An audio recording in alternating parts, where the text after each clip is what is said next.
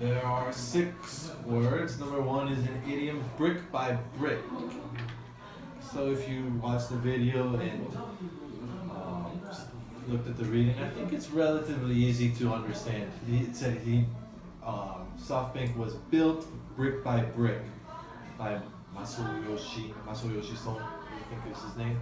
So if it's built brick by brick, piece by piece is also another expression that is used like that. Piece by piece, brick by brick.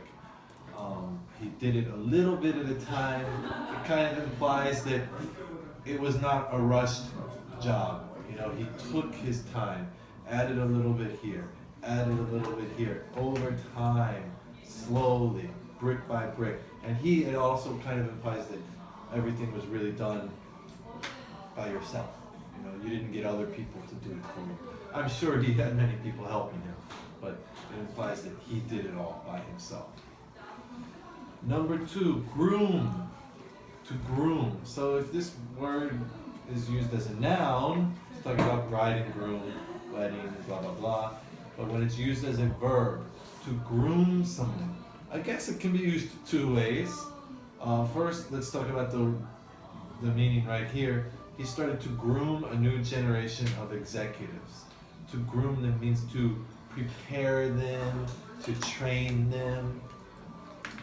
So now I will introduce the second meaning, dog grooming, right? Pet grooming. It means to clean or cut their hair, right? Seems unrelated, but if you think about it, when you're grooming the dog, you're really making it ready, right? You're preparing that dog. You're making it beautiful. So when you're grooming someone, you're really preparing someone. You're training them. You're grooming them. And it is often used in situations like this where you're grooming someone to take over or to replace you or to join you, as a part of you, as opposed to grooming them and then they go start their own business. There's also a word called apprentice, right? If someone's just an apprentice, it could be either they may help you out or they may go leave. Groom really is used a lot in that situation where they are going to join you or replace you and become part of the team. Number 3, oust. This is a verb. To oust someone means to kick them out, to eject them from their position or from their place. So a lot of times it is used with a person of importance, the chairman of a company, a president. They were ousted after some scandal or after some controversy. Ousted. They use this here at the end when they're talking about what's his name, Mr. Aurora.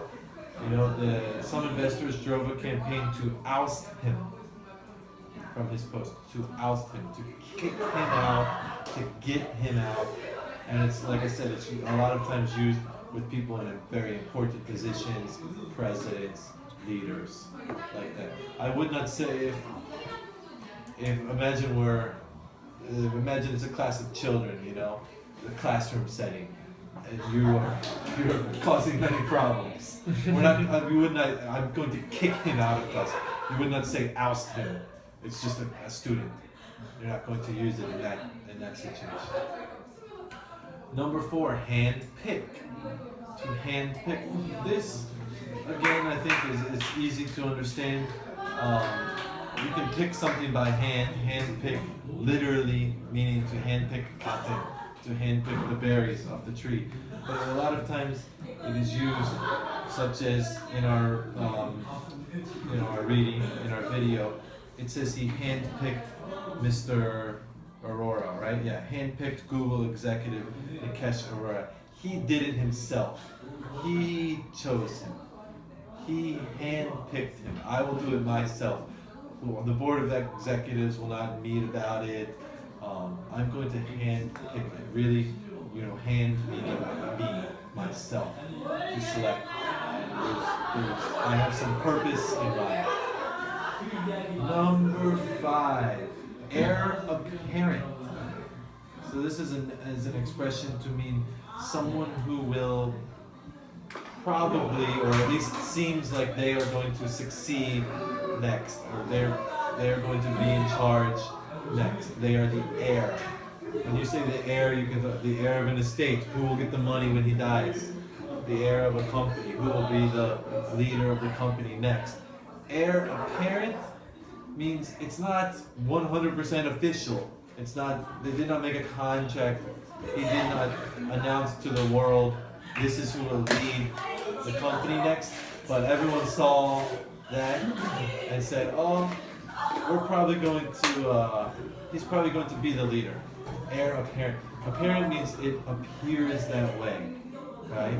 It looks apparent. So when someone's going.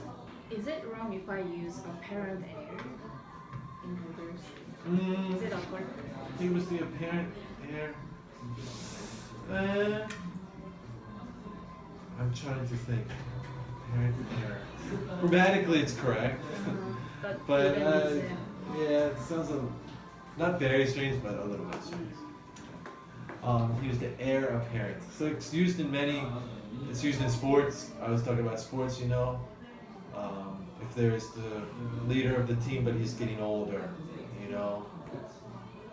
And then the young guy is the heir apparent. Oh, when he retires, this guy will be the new team leader. It can be used in companies, the heir apparent. It can be used in politics. When Kim Jong-il was very old, his heir apparent was his son, maybe? Kim Jong-un? Yeah. And number 6, behemoth. Behemoth, something really huge. Something really big, powerful. So this word can be used just physically, you know. He is a behemoth of a man. He is a huge monster of a man. Again, used in sports a lot of the times. The American football players, they are very behemoths. But he uses it, not talking about people.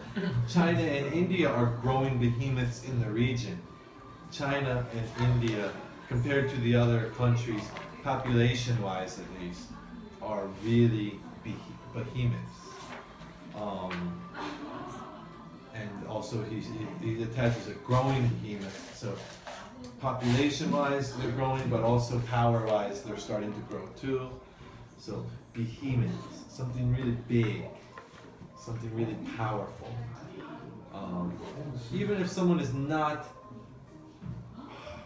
big, you know, maybe they're talking about some author. In the literary world, he is a behemoth. He is the really big writer and incredibly popular, you know. It doesn't have to be physically. That's the first definition, the literal definition of the word. Big, but you can use it for other things, not just physical size. For stature and reputation, they use it for these countries, India and China. So those are the 6 vocabulary words. Any questions? Okay.